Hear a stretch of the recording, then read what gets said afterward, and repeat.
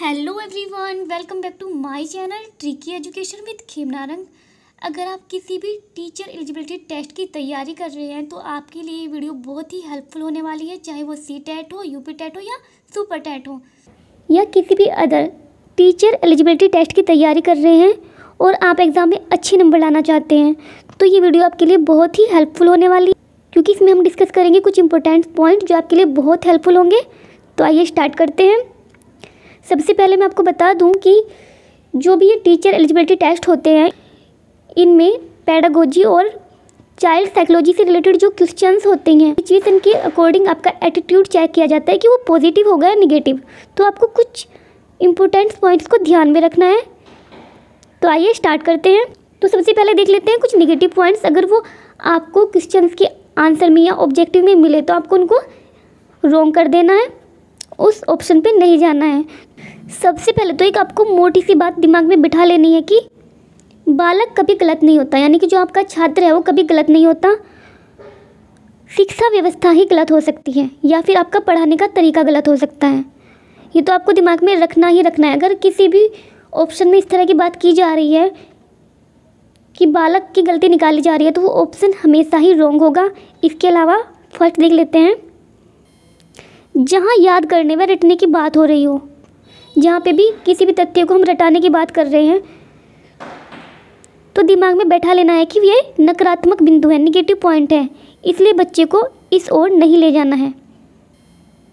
Next है, अगर किसी विकल्प में शिक्षार्थी के लिए दंड का समर्थन किया जा रहा है तो आपको ऐसे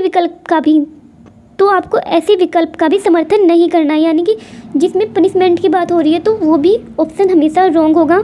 थर्ड है, ये क्वेश्चंस बहुत आते भी हैं, आपको लग रहा होगा कि सिंपल सी बातें, पर मैक्सिमम जो पेडागोजी होती है उसमें से मैक्सिमम क्वेश्चन यही रिपीट होते हैं, जहाँ अलगाव यानी कि अलग करने की बात, या विद्यार्थियों की योग्यता के आधार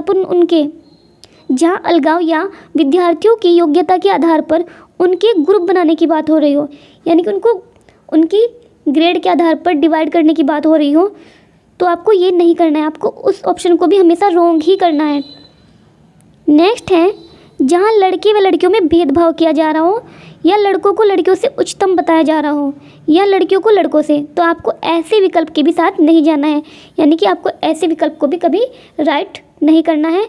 लड़की व लड़का दोनों समान है एक शिक्षक की नज़र में, ठीक है। आपको ये ध्यान रखना है कि किसी भी टीचर की नज़र में हमेशा लड़का और लड़की समान होते हैं, तो आपको कभी भी भेदभाव वाले ऑप्शन पे राइट नहीं करना है। नेक्स्ट है 5, जिस विकल्प में सिलेबस को पूरा करवाने या किताबी ज्ञान पर बल दिया जा रहा हो, तो मान लीजिए कि ये संकीर्ण विचारधारा है यानी, और आपको इसका सपोर्ट नहीं करना है, आपको ऐसे ऑप्शन पे भी नहीं जाना है जहाँ पर सिलेबस को कंप्लीट करवाने या सिर्फ किताबों को रटवाने पर बल दिया जा रहा है।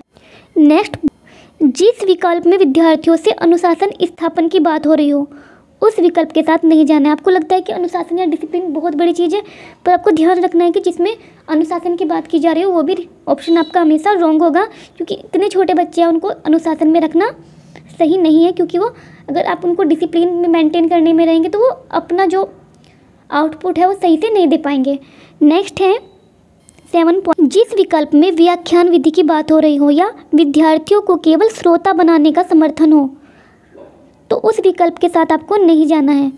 मीन्स जिसमें सारी एक्टिविटी सिर्फ टीचर ही कर रहा है या सिर्फ टीचर व्याख्यान दे रहा है, ऐसी किसी भी विकल्प को आपको राइट नहीं करना है, क्योंकि एक अच्छा शिक्षण वही होता है जिसमें टीचर और स्टूडेंट दोनों ही इन्वॉल्व रहे।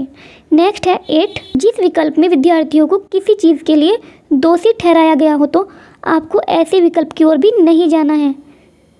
तो आपको ध्यान रखना है कि ये भी निगेटिव पॉइंट है, क्योंकि अगर सिर्फ गलत हो सकते हैं तो आप गलत हो सकते हैं, बच्चा कभी गलत नहीं हो सकता, आपको ये ध्यान रखना है।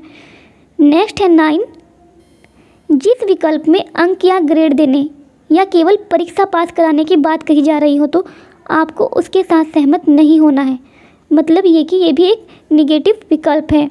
लास्ट और इम्पोर्टेंट पॉइंट है, यदि किसी विकल्प में बालक को अनुत्तीर्ण करने की बात हो रही हो या उसी कक्षा में रोकने की बात हो रही हो तो समझ जाओ कि ये ऑप्शन भी गलत है। बालक कभी फेल नहीं हो सकता, या तो शिक्षक फेल होगा या फिर शिक्षक पद्धति फेल होगी। तो मैं आशा करती हूँ कि आपके पॉइंट्स क्लियर हो गए होंगे। अगर आपको ये वीडियो अच्छी लगी है तो प्लीज़ वीडियो को लाइक करें और चैनल को सब्सक्राइब करें। अगर आप चाहते हो कि मैं पॉजिटिव पॉइंट्स की भी वीडियो बनाऊं तो अपने कमेंट करके बताएं। Thank you.